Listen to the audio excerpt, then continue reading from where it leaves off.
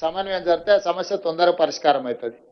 లేకపోతే పంచాయతీరాజ్ ఆయన వచ్చి రోడ్ వేసిపోతాడు, మున్సిపల్ మన వాటర్ వర్క్స్ ఆయన వచ్చి కృపాకర్ వచ్చేసి తవ్వేసి పైప్ లైన్ వేసిపోతాడు. వీళ్ళిద్దరు మాట్లాడుకుంటే ఫస్ట్ పైప్ లైన్ వేసినాక తర్వాత రోడ్ వేస్తే ఏ సమస్య ఉండదు. ఇట్లాంటి సమస్యల్ని ఎక్కడైతే ఉందో ఎరువులకు సంబంధించి కూడా ఏం పంచుతారు, ఎట్లా పంచుతారు, అక్కడ ఏముంది, అక్కడ ఏదైనా ప్రాబ్లం ఉందా, కొంత పోలీస్ డిపార్ట్మెంట్తో కోఆర్డినేట్ చేసుకోవడం, లేకపోతే డీసెంట్రలైజ్ చేయడం.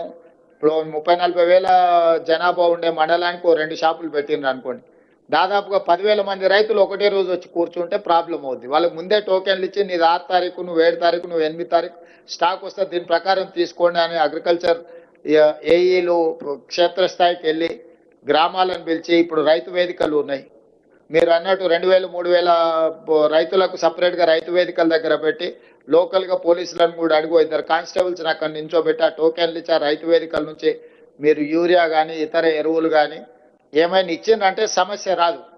ఒక్కసారిగా మంది అందరూ ఒక దగ్గర నిలబట్టి అందుబాటులో ఉన్నా కూడా లైన్ పెద్దగా కనిపిస్తుంది. సినిమా హిట్ అయితే అందరి టికెట్ దొరకవచ్చు, కానీ లైన్ చూస్తే పొడుగ్గా కనిపిస్తుంది. ఆఖరి ఆయనకు మొదటి ఆయనకు సేమ్ టైంలో ఇవ్వలేరు కదా. సేమ్ యూరియా అందుబాటులో ఉన్నా కూడా 1000 మంది లైన్లో ఉంటే మొదటోడికి చివరోడికి 8 గంటలు పడుతుంది.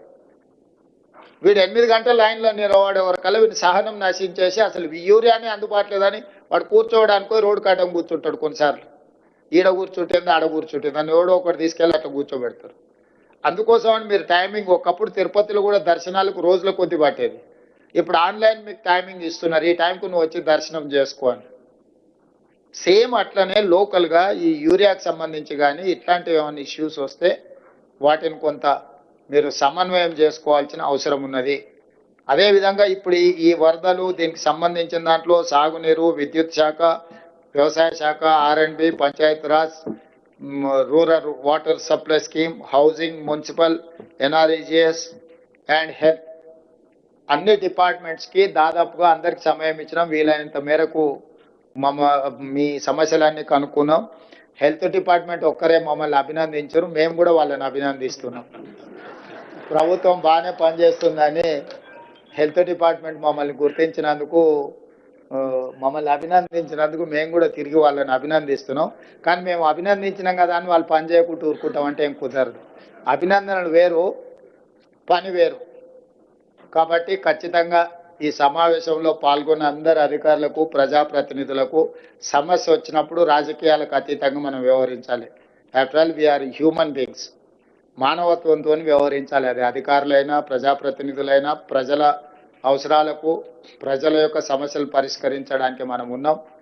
ఇది కామారెడ్డి ఈ జిల్లా ఒక మోడల్ డిస్ట్రిక్ట్ లాగా క్రైసిస్ మేనేజ్మెంట్కి కావాలి.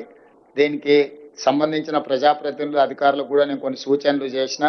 ఈ సమీక్షా సమావేశంలో తీసుకునే నిర్ణయాలు పకడ్బందీగా ఈ జిల్లాలో అమలు చేస్తే ఇదే విధానాన్ని ఇతర జిల్లాలలో కూడా ఆచరించడానికి మాకు అవకాశం ఉంటుంది.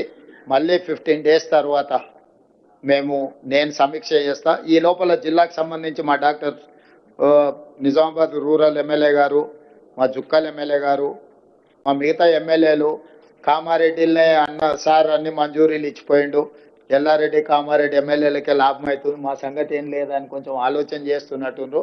నేను మా శ్రీతక్క సూచన చేస్తున్నా, నిజామాబాద్ ఉమ్మడి జిల్లాలో ప్రతి శాసనసభకు సంబంధించిన సమస్యల్ని మీరు ప్రత్యేకంగా వాళ్ళందరినీ పిలుచుకొని సమీక్ష చేసి అధికారులందరికీ కూడా సూచన చేస్తున్న ఉమ్మడి మహబూబ్నగర్, ఉమ్మడి నిజామాబాద్ జిల్లాకు సంబంధించిన అన్ని శాసనసభ నియోజకవర్గాలకు సంబంధించి వరదలు, ఈ విపత్కర పరిస్థితులను అడ్రస్ చేయడానికి అవసరమైన ప్రణాళికలు ఆయా కలెక్టర్లకు చెప్పండి.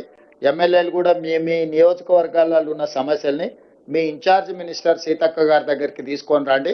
మీ జిల్లా మొత్తం ఎమ్మెల్యేలతోనే హైదరాబాద్ స్థాయిలో ఒక సమీక్ష సమావేశం పెట్టుకుందాం రాబోయే 10 రోజుల్లో. ఎందుకంటే ఈ లోపు మీ నివేదికలన్నీ కూడా కంపెల్ చేసి అధికారులు ప్రతిపాదనలతో రండి. మీరు మళ్ళీ ఇట్లనే కూర్చొని మనం చర్చించుకుంటే దానికి ఏం పరిష్కారం దొరకదు. ఉమ్మడి అందరినీ నిజామాబాద్ హెడ్ క్వార్టర్ లాగా అన్ని శాసనసభ నియోజకవర్గాలకు సంబంధించిన కలెక్టర్లను అందరిని పిలిచి ఒక రోజంతా సమీక్ష పెట్టుకొని ఆ నియోజకవర్గాలలో మేజర్గా ఏం సమస్యలు ఉన్నాయి, వాటికి ఏం చేయగలమో ఒకసారి మీరు సమీక్ష తీసుకొని ఎంపీలను కూడా పిలుచుకోండి. సురేష్ షెట్కార్ గారిని, అదేవిధంగా నిజామాబాద్ ఎంపీ అరవింద్ గారిని కూడా మీరు ఇన్వైట్ చేయండి. ఈ ఉమ్మడి నిజామాబాద్ జిల్లాకు సంబంధించిన ప్రజాప్రతినిధులు ఎవరెవరైతే ఇందులో పాల్గొన్నారో పెద్దలు పోచారం శ్రీనివాస్ రెడ్డి గారు వీరందరూ మన నియోజకవర్గాలకు సంబంధించిన కీలకమైన సమస్యలు, ముఖ్యంగా ఈ వరదల సమయంలో, ఈ వర్షాల సమయంలో జరిగిన డ్యామేజ్ ఏమేమి రిపేర్లు చేయాలి, ఏమేమి నిధులు మంజూరు చేయాలి, వీటన్నిటికీ సంబంధించి ప్రభుత్వం ఈ ప్రాంతానికి సానుకూలంగా స్పందించి నిధులు వేగంగా విడుదల చేస్తాం. ప్రణాళికబద్ధంగా అంచనాలు తయారు చేయండి.